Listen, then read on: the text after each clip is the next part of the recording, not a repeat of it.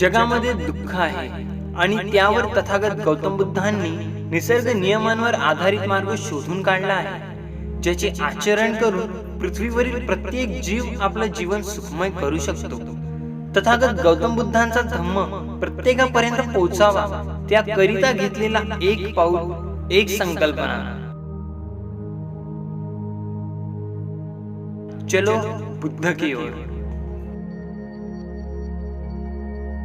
दर सोमवारी रात्री 9 वाजता फक्त YouTube चॅनल एजी प्रोडक्शन हाऊसवर।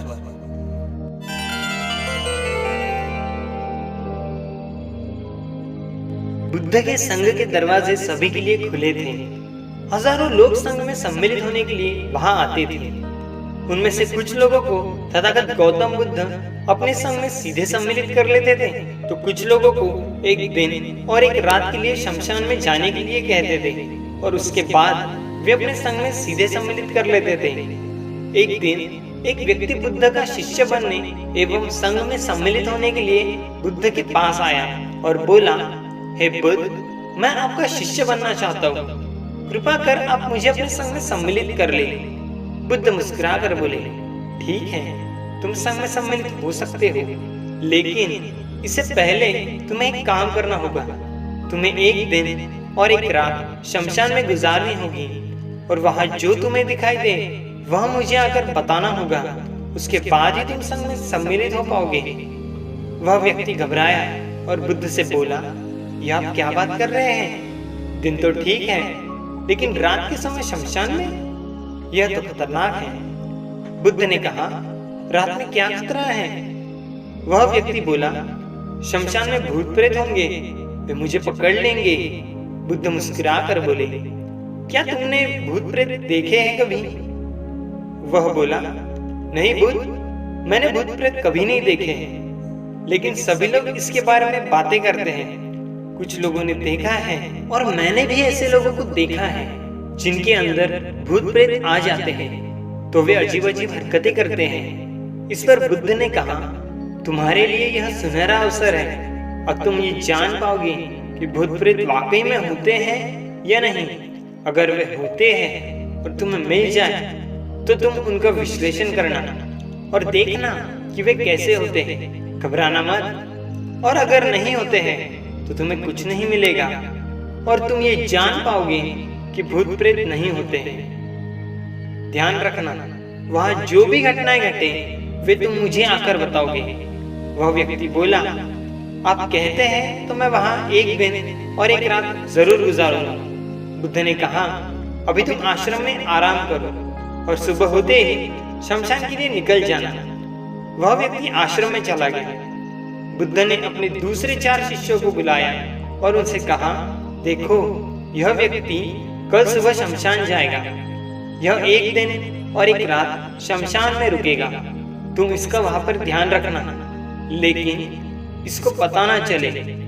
सुबह उठकर वह व्यक्ति बुद्ध के सामने उपस्थित होकर बोला, हे बुद्ध, मैं आपके आदेशानुसार शमशान जा रहा हूँ। बुद्ध ने उस व्यक्ति से कहा, ठीक है, अब तुम जा सकते हो। वह व्यक्ति शमशान गया और अगले दिन सुबह वह बुद्ध के सामने उपस्थित हुआ। बुद्ध ने उस व्यक्ति से मुस्कुराते हुए कहा, तो तुमने क्या देखा?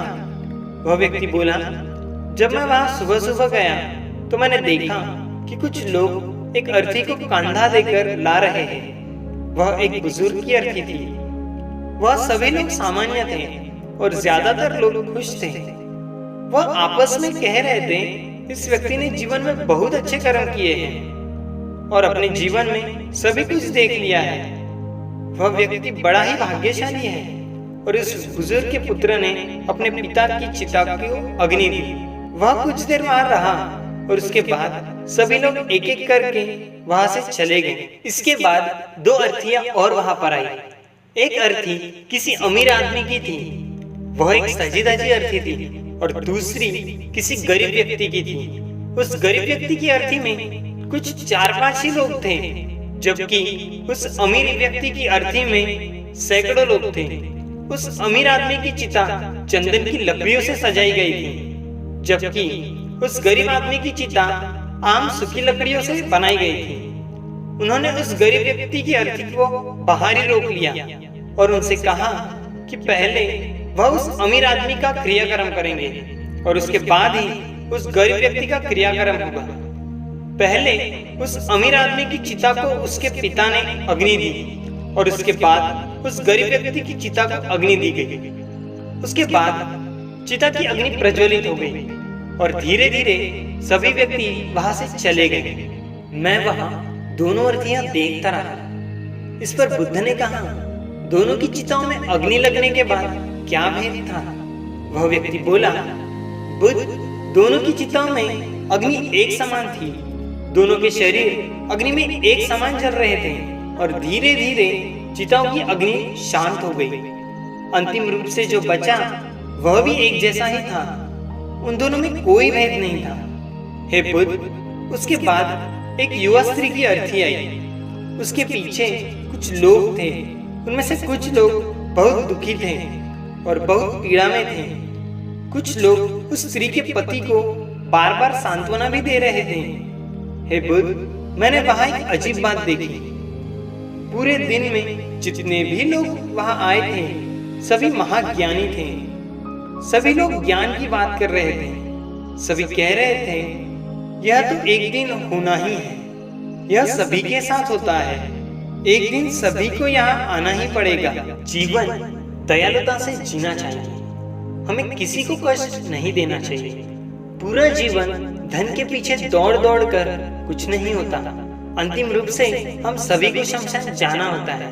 इसके बाद वहाँ कोई नहीं आया और धीरे धीरे रात होती चली गई और सुबह होने पर मैं आपके पास आया। बुद्ध ने कहा, क्या तुम्हें वहाँ कोई भूत प्रेत मिले? वह व्यक्ति बोला, नहीं बुद्ध, मुझे वहाँ कुछ नहीं मिला।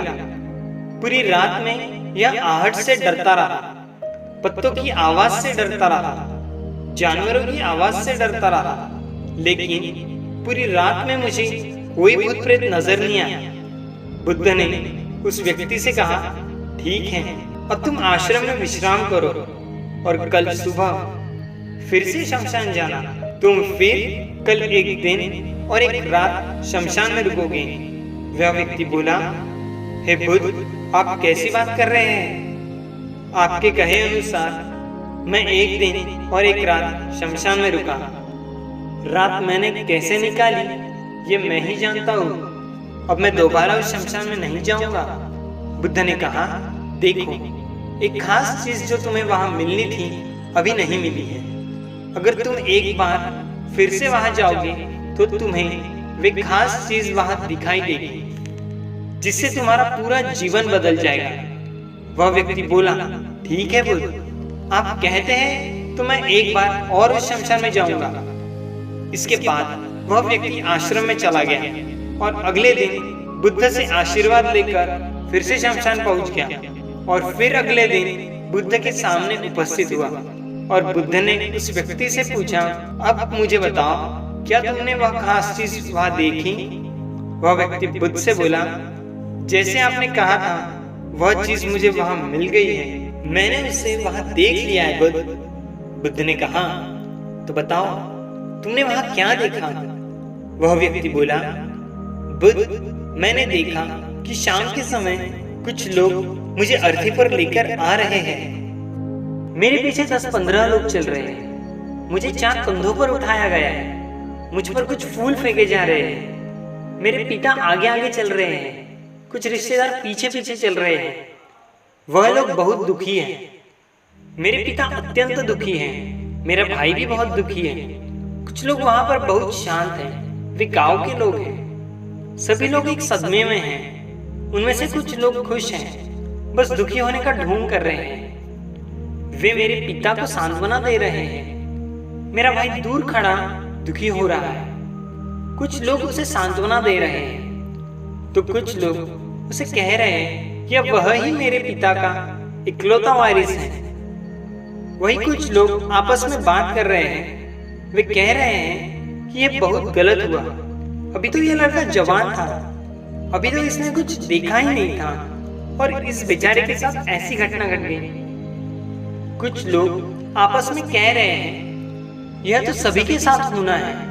तभी मेरी अर्थी को नीचे उतारा गया, मुझे अर्थी से खोला गया और मुझे मेरी चिता पर लिटाया गया। इसके बाद सारी क्रियाकर्म की क्रियाएं पूरी की गई। मैं उस अर्थी पर पड़ा ये सब देख रहा था। मैंने उस अर्थी से उठना चाहा, लेकिन मैं उठ ना सका। मैं सांस लेना चाहता था, लेकिन मेरे अंदर सांस नहीं थी।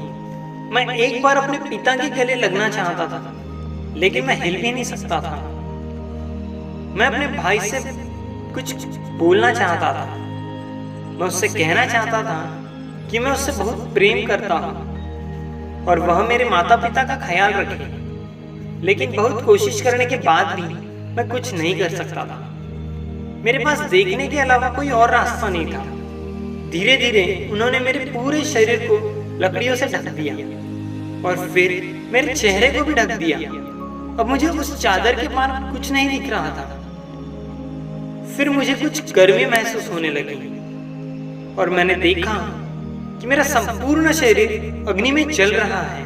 मेरा हाथ जल रहा है, मेरे पैर जल रहे हैं, मेरी खाल जल रही है, मेरी हड्डियां भी जलने लगी हैं और अग्नि और ज्यादा प्रज्वलित होती चली गई। मैं उस भयंकर अग्नि में से एक बार बाहर निकलना चाहता था। मेरा वहां दम घुट रहा था।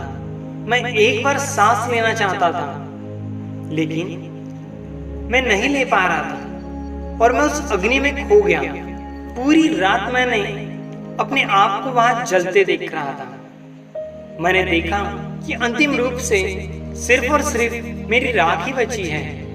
उस पूरी रात ना तो मुझे डर लगा और ना मुझे डर का एहसास हुआ। मैं भी न जाने कहाँ खो गया। रात कब गुजर गई मुझे पता ही नहीं चला और सुबह होने पर मैं आपके पास आया। बुद्ध मुस्कुराते हुए बोले, अब तुम संघ में सम्मिलित हो सकते हो और वास्तव में ध्यान और ज्ञान के लिए ध्यान का बीज अंदर होना जरूरी है। वह बीज तुम्हें कल रात वहां मिला, जब तुमने ये जाना कि सब कुछ नश्वर है।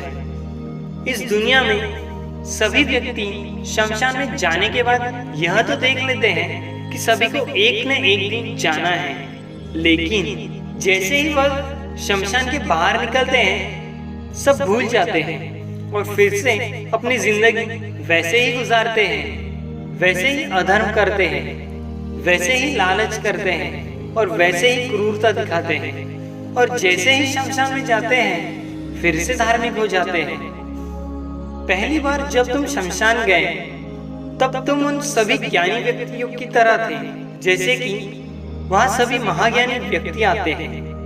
लेकिन कल रात जब तुम वहां गए और उसके बाद आज सुबह जब तुम यहाँ आए हो, तब वाकई तुम्हारे अंदर ध्यान का बीज उत्पन्न हो गया है।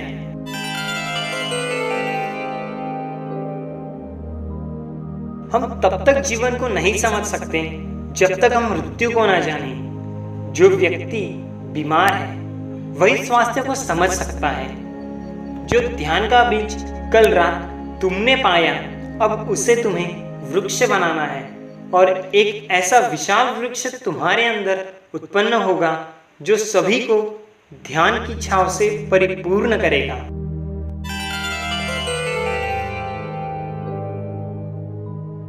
एक बार तथागत गौतम बुद्ध को एक शिष्य ने पूछा, मृत्यु एवं मोक्ष में क्या अंतर है?